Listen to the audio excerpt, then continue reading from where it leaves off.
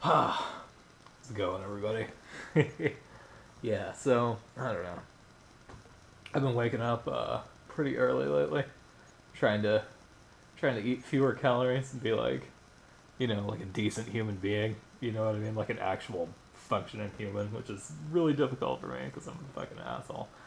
And I just like to sit around and watch movies all day, you know, that sort of thing. But yeah, man. So I got up super early, and I was just totally in the mood for some like dirty European comic book kind of stuff. You know what I mean? I don't know why. I was just like, ooh, what's going on? Like what's going on with dirty European comic books? Because like I don't know, I'm a fan of that shit. It's weird to say. It's a weird confession. It's not really a confession. Like nobody cares, obviously, right? It's like dirty European comic books, but like fucking. So I'm just like looking through stuff, and I've always wanted to like I've always had this thing about like this author of dirty Italian comic books from the past. And I hope I get his name right because it's fucking got an X in it. And I've never actually heard it said. It's Guido Crepax. I hope it's the guy who did all like the Valentina stuff, and he like adopted the story of O or adapted the story of O, and I think Emmanuel. He did an Emmanuel comic, I think, but like, and he did like a whole bunch of other shit like in the '60s. He did like a dirty Frankenstein and like a dirty Dracula and a whole bunch of shit like that. And he like popularized this character called Valentina, who's kind of like this like I don't know, just like some sexy photographer chick from Milan or whatever, who looks kind of like Louise Brooks from like old timey movies. So, but anyway, so I was looking through all this stuff about like his works and shit because like all this shit's like so hard to find and like super expensive. It's not like super hard to find, like it's been published, but like anytime you want to actually like buy anything by him, it's like a fucking like an $80 like volume and shit that you have to get shipped from like France or some shit like that. So, fucking shit adds up, right? And fuck you, Fantagraphics, for like not releasing stuff for less. This guy's been dead, so that's my thing about like people like artists who have been dead or like directors and shit like that. It's like you should not sell their shit for like a premium. You know what I mean? You should keep it on the low because like they're not making any money like anyway, right? They're fucking dead. Like their families, fuck them. Yeah, right. I want cheap, dirty European comic books from the '60s. Anyway, so I was looking through all this shit and I found out that they fucking they made a movie out of Valentina, a movie and a TV show. Um, TV show's not very good, by the way. The movie, however, is awesome. It's like based on like one of the books or whatever. It's called Baba Yaga, right? And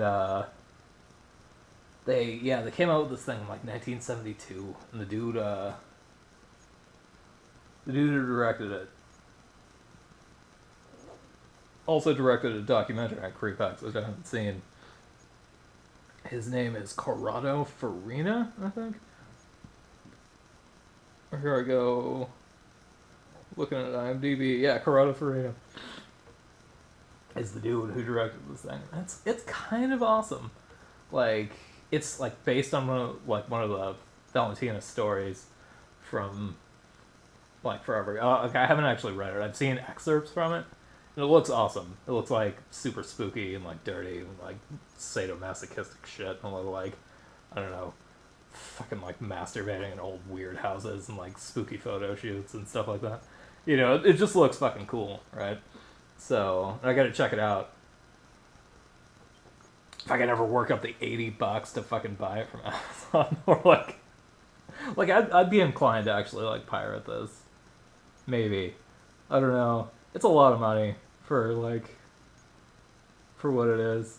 However, I'm super interested in like reading this stuff because I like other shit by him that I've read. It's super weird. Like all of his books are super weird. They're all like fucking like they start out like kind of like regular, like the Valentina character like starts out like just kind of like as like kind of like a second banana character and like these kind of like old timey like just kind of newspaper like comic book things, and then she like gets her own thing, and it like starts to get weird like as time like wears on, and like I guess media just kind of gets weirder. Like shit gets like more surreal and like dirty, until it's fucking like super weird. She's like dressed in armor and just doing all this crazy shit with pirates and like, falling afoul of this Baba Yaga chick, which is what happens in the movie. Okay, so Baba Yaga the movie, which is what I'm here to talk about.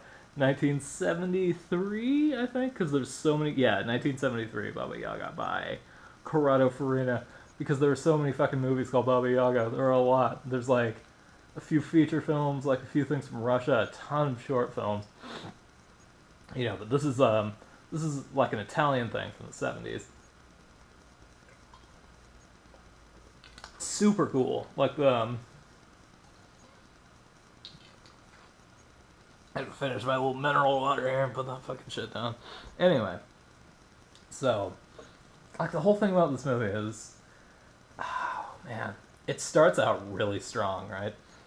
Super fun. Like it's definitely like kind of in the style of like giallo films, right? But I wouldn't actually classify it as one. Like it's like most of the violence happens off screen. There's a lot of nudity in it, a little bit of sadomasochism, but like, the camera work's like fucking sweet and everything. They do a little bit with like color and like various things. Like, they use like elements of that, but I think it's just because like it came out during that time, like the subject matter is kind of similar, so it just kind of ends up sort of like being a giallo, but it's really not, right? It's a comic book adaptation. Like people talk about R-rated comic book adaptations. Ooh. Well, fucking this one came out in 1973. I think I won, guys. me and my friends were talking about it. We were after Deadpool came out. We were like, what's a good what are other good R-rated comic book adaptations? We were like The Crow and fucking, shit like that. And then, like this one pretty much fucking beats them out because it's fairly R-rated. There's a lot of tits in it. A lot of dirty stuff. But anyway. So the movie. Okay, so here's what's going on with this. It's cool. So like first scene's awesome, just super well edited. It's like this person's going to this party and this Valentina chick, right? She's like in this like cavalcade of just fucking like dudes on like motorcycles and like in like Italian ass like cars and shit like that, and they're going to this weird like kind of fucking like sexy ass like 70s like party where everybody's just fucking like lounging around and talking about politics and how like all art is subversive and shit like that, and like it's cool because they get there and I don't know if it's really the author of the comic books, but they're talking to a guy named Guido like in the thing. He's talking about like publishing comic books and shit and how it's way less expensive and hard than making movies and stuff, and they start like talking about movies and shit like that and how hard movies are to make, so it's just kind of like a little weird like insert by like the director, and like it kind of like it puts this film like in a context where the Valentina comics also came out, because like the author of them is supposed to be in there. So like this Valentina chick comes in, she meets this dude named Arno, who is awesome. It's fucking George Eastman, man, who is fucking incredible. He's like, that's the dude's name, right? Yeah, George Eastman. Here I go on the IMDb again. George Eastman. He's a fucking rad actor, and he's like in this movie like throughout. He's like the dude of the movie pretty much. Like he's like second banana, like kind of love interest guy or whatever, sex interest, I don't know. Not really like in love with each other, but he's awesome. He was in that one fucking movie, which is another thing that's fucking hard to pronounce. I don't know if it's because I've heard people pronounce it anthropophagus, but it looks like it's anthropophagus to me. You know what I mean? Because it's talking about like cannibalism and like zombies and shit. Or like man-eating, which would be anthropophagus, right? Not I don't know. Anyway, he's an anthropophagus, or anthropophagus, however you want to fucking pronounce it, if you're me and an idiot and you pronounce it like that. And he's been in a ton of like old like the Italian post-apocalyptic movies. He's been in like a ton of those. Like he was in fucking like Endgame, and I think he was in Bronx Warriors. According to IMDb, he directed, but was uncredited for 2020 Texas Gladiators. I don't know if that's real or not. It could be. I don't know. Whatever. He's cool. You know. What else was he in? He was in fucking. He's been in some Django movies. He was in like a lot of those. You know. He's a really good, prolific, fucking Italian awesome actor. He was in fucking Satyricon. I think he was the Minotaur in Satyricon, like that they have to fight when they go looking for the cure for the guy's floppy wang. You know, you've seen Satyricon. If you haven't, you should. Satyricon's fucking awesome. It's a really good movie. There's there's a part where they have to fight like a gladiator dressed like a Minotaur, and I'm pretty sure that's him. I don't know. I've only seen the movie a few times. I like it a lot though. It's awesome. It's hard to like summon the fucking image of George Eastman being in that. He was also super young in it. It was like back when he was still using his Italian name, which is fucking impronounceable, of course. I'm gonna try. I'm gonna butcher it. Luigi Montefiore? Luigi Montefiore? Okay, that's not too bad. But like, yeah, he's in a ton of shit. And he's really good in this fucking movie. Goddamn, Carol Baker plays Baba Yaga in it, and she's good. I mean, she's like a weird. For me, she's like a weird one because she's in like a ton of like 50s ass westerns and stuff like that, and I don't know, just like a whole bunch of just like weird fucking movies that don't really add up to the role that she plays in this. But she's fucking good in it. She rocks it out as like a fucking G-MILF predatory lesbian sorceress who fucking fucks with people. Because the Baba Yaga in this movie she likes to like ensorcel people and like do sadomasochistic shit to them. That's like her whole thing. She's like after Valentina's fucking junk, and she wants to do a bunch of stuff to her. So, but instead of just coming out and saying it, there's got to be like a haunted doll and mind control and like a cursed camera and all this crazy shit. You know, I don't know why. You know, that's something that bears analysis, I think, in this movie, is like the weird relationship it has with lesbianism. But whatever, and probably the comic book too, although I haven't read it. Okay, so back to the fucking movie. It's awesome, right? Like, there's a whole ton of just like the soundtrack is fucking banging. By the way, some of the funkiest ass like 70s swanky fucking like walking bass guitar shit going on. It sounds awesome. But like, you know, Valentina's fucking around. She meets this Arno dude. She gets a ride from Guido Creax, which is crazy, and I love it.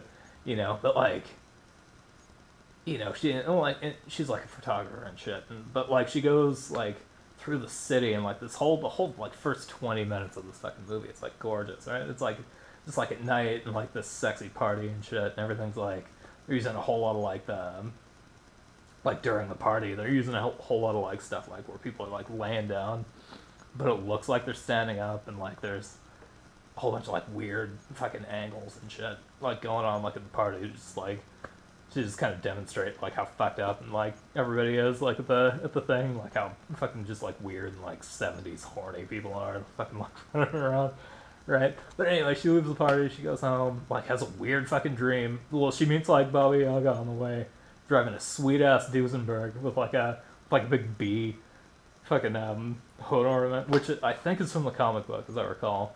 Like, so the frames I've seen in the comic book, that looks like pretty similar. And like she starts doing all this like spooky witchy shit, like taking parts of her underwear and like put a curse on her and stuff like that. So she goes home and has this fucking crazy dream where Nazis make her jump down a hole in the floor. Right? And then she wakes up, you know, and she's all like, ooh, what the fuck? You know, like thinking about this lady she met like on the street. and like how weird she was, and it's like it's kind of implied that she's like thinking about like, was she hot? Like, what, that was a weird thing when she was fucking around with my stockings, you know, like she's kind of like contemplating it, like biting her fucking fingers all night, and you know, doing weird shit. So like, but yeah, like she, like people show up at her house and they have this fucking like photo shoot and shit like that, and stuff just starts getting weird after that. You know, like this Baba Yaga chick's like calling her house and doing a bunch of crazy stuff, and like fucking Arno, she's trying so hard to get laid throughout the entire like first half hour of this movie. He's just doing the kind of spooky, like not backing down from like people maybe not wanting to fuck kind of a thing that like people in movies from that time like totally do, and but for some reason it's okay because everybody was super horny on drugs all the time, so it's not like a big deal. So like he's calling up fucking Valentina and he's like, hey, come to my fucking, you know, because he's like a commercial director of commercials, right? So he's like, come to my like commercial thing and do like still photos, and you know, so they hang out and they talk about like all this stuff, and it's totally feels like maybe it's either Creepax or the director, or maybe both, or and whoever like helped the director adapt this thing to a film. Like they're talking a lot about like commercialism in the media, and like how, you know, like everybody's like a prostitute to capitalism and all this stuff. There's like a ton of like heavy-handed fucking like political like economic messages in here, but it's awesome how they drop them, you know, like because it's super non-judgmental, because they're like talking about it like how bad they suck because they're like fashion photographers and they just and they're like selling shit to people, you know. But it's just, it's all kind of like, it's weird because it's there, and it's definitely like some fucking anti-capitalist shit, which I think could still get you fucked up pretty hard in 70s Italy. Like there was some serious shit with like terrorism and like fucking like government crackdowns and all this fucking bullshit going on back then. And it turns up in this movie like a lot. People say shit like all the time, right? Because everybody's always like shooting commercials and they're talking about how they're all whores, like everybody's a whore, all this stuff. And like Arnold's like, but I just admit it, you know. So, but there's that whole thing, you know. And then there's yeah, and then the movie just like gets progressively weirder, right? Like she goes through this photo shoots that keep getting fucked up because like at one point she goes to this Baba Yaga chick's house, right? She to take photos for like, I'm not entirely sure why. I think she's just like investigating shit, you know. And she's like walking around in this weird house and she finds the hole in the floor that the Nazis made her jump down, and she's like taking a bunch of photos and shit like that. And like she finds this weird like S&M dungeon like fucking upstairs, like this weird like kind of rack that's also like a bed and stuff. And like she fucking like finds this weird fucking like a velvet glove, and she's just like rubs herself off with this like velvet glove like in the upstairs of this old lady's house, because she's kind of being controlled by like magic at that point. Like the like Baba Yaga's all fucking like, she's got this weird like Ouija board like device with all these like strange like wooden cutouts and shit, and she's like controlling people's like motions and like fucking around with it. And it's like, it's really cool the way they do that. They like intercut the shit with like her like sitting in her chair with a cat like fucking around with all these wooden pieces on a board to like ensorcel people and stuff like that. And she puts a curse on Valentina's camera when it starts killing people, and she gives her this fucking spooky doll called Annette, who's a oh my god, dude. Spooky dolls in movies are like definitely like a thing, especially lately. And this is probably like in cinema history, this has got to be one of the goddamn spookiest dolls you've ever fucking seen. Because like, I mean, people like, you know, they see The Conjuring and they're like, oh fucking Annabelle, oh no. And that's a fucked up looking doll, but at least it's not in fucking bondage gear, right? Like this doll is fucked up. It's like a regular looking kind of like just spooky like porcelain doll, right? but it's just like full on leather straps and like spikes and shit and this weird underwear. But it's like a regular like sized like doll and shit, and with these creepy fucking like blue eyes that are like staring at people all the time. So Baba Yaga gives her this doll. Like a fool, she fucking takes it, and like she's having like some other photo shoot with with a with a black dude named Juby and her friend named fucking Rowena, right?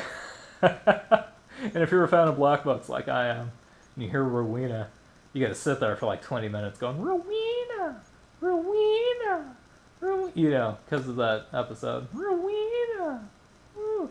You know, so you know that kind of fucked things up for me a little bit, but only temporarily, right?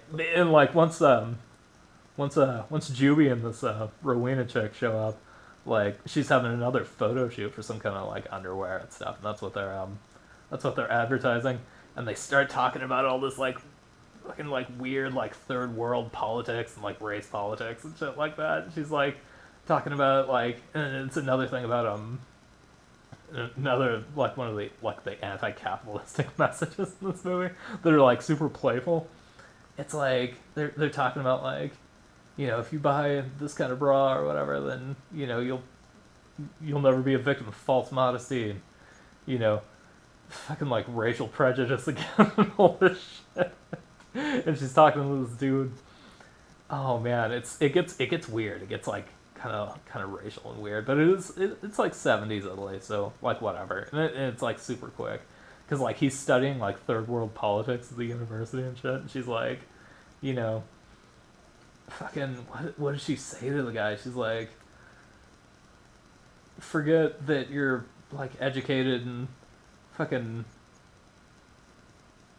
like civilized, and remember all the shit that your jungle ancestors did, like eating those fucking missionaries and all this stuff. And it's super fucking weird, right? But it's like 70s humor, you know, which is fucking like that, right? You gotta kind of roll, you know. I know I'm being like super sensitive because it's fucking 2016. Don't say that kind of shit, man. You don't even think it. But anyway, so that shit happens. Fucking doll ends up like doing some creepy shit and like taking pictures with no lights, and like fucking like the doll like sometimes turns into a lady, like a full-on lady with the same bondage gear and her like tits hanging out, and like the fucking doll like runs off with a goddamn camera at one point, and she ends up imprisoned in fucking Baba Yaga's house, having like fucking like super like kinky S&M time and shit, and like fucking Arno turns up and he's all worried about her.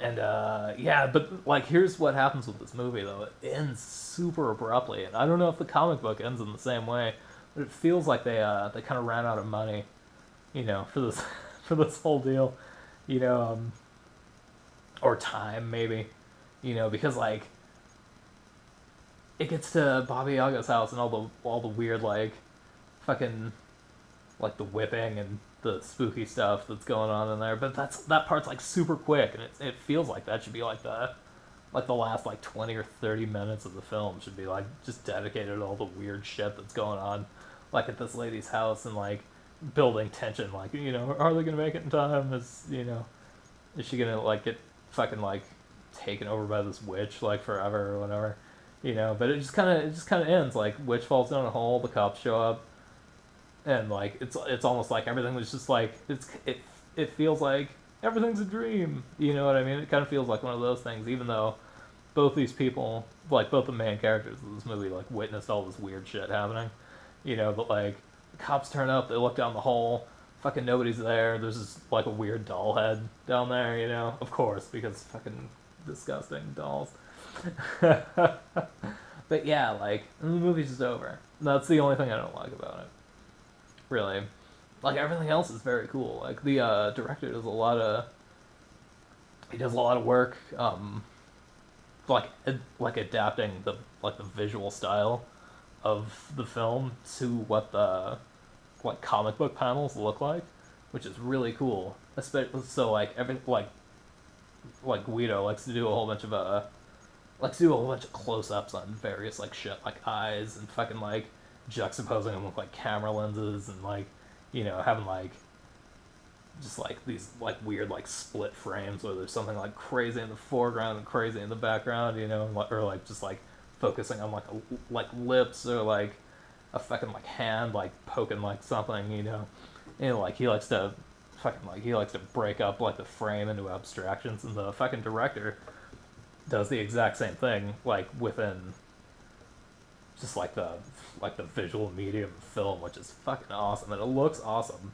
Like all the editing and like the framing and shit like this makes it look like they just translated the comic book like almost directly to the screen, right? Like they just kind of took like the coolest looking panels, like some of the ones that I've seen and shit, like from the internet or whatever, and just fucking like, you know, like just framed it up the same way. Only people are moving around and doing shit. There's a sex scene in the middle of this between Arno and Valentina, where it starts out like it's fucking Arno just like looking at this fucking looking at like one of the Valentina comics, which is awesome, and then like they start framing shit up with still images of the actors as like you would see it like in like a comic book by like Guido Creepax, right? So, you know, and it shows like kind of like still images like in like comic book like frames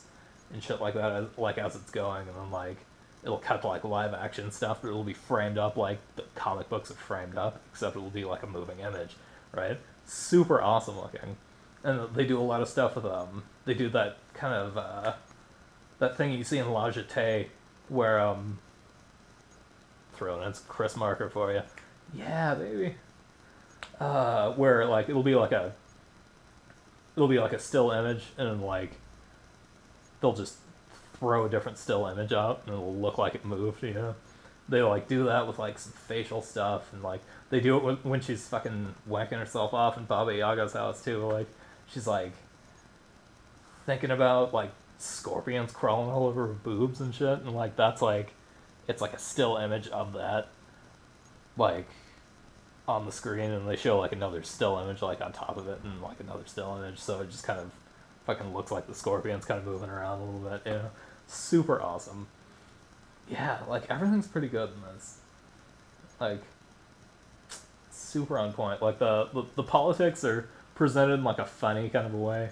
The you know, it's fucking it's like its relationship with like the lesbian stuff kind of makes me like a little uncomfortable, because like that's it's just such a weird trope, you know, like from the 70s, and particularly like these like super like it, especially like in Italian movies, there's these super like predatory like weird lesbians who are into the occult or like murderers, you know, or some shit like that. Like it happens a lot in like Giallo films and like other ones from that time. I don't really know why. You know, it's just like it's probably just like a societal thing going on, like particularly like at that time, because they just got done, you know, they're 20 years out of Mussolini, right? And then like there's the 50s, that shit happens, you know, like the whole Marshall Plan thing, and then like they just hit the 60s and everybody's fucking down to fuck, so they don't know what they're doing. You know, so anything's like fun but also weird and scary. I have a feeling that's what's going on there. But yeah, like everything's pretty good. Other than that, even the weird sexual shit they totally treat in like a kind of a wacky manner, because like Arno fucking brings it up like they're having this fucking weird lunch, and it's another one where they break the scene down into like these weird abstractions of like close-ups and shit, which look really cool. Like fucking Valentina's like eating a pizza and like getting like cigarettes and shit, and like you never see her actually doing any of that shit. You just see her like lighting a match, taking a cigarette out of a box, and it's all kind of implied, you know, which is awesome.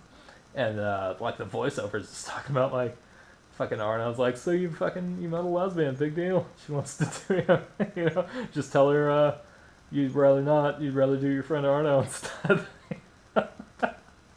And it's just like it's just kind of like it takes that whole like weird kind of like implied menace of homosexuality and just kind of makes it stupid, which is awesome. And I love that. I love that fucking scene. It's sweet. My only other complaint with this movie is the chick that got to play Valentina, Isabella de Funes. I think she's like a French lady though, so I don't know why. De Funes? I don't know. God damn it. God damn it. Europe and your impronounceable shit. That's okay. If anybody, wants to call me on any of this stuff in the fucking comments, like, feel free. Because I'm probably butchering it, like, everything. Creepax, anthropophagus, like, I don't know, whatever.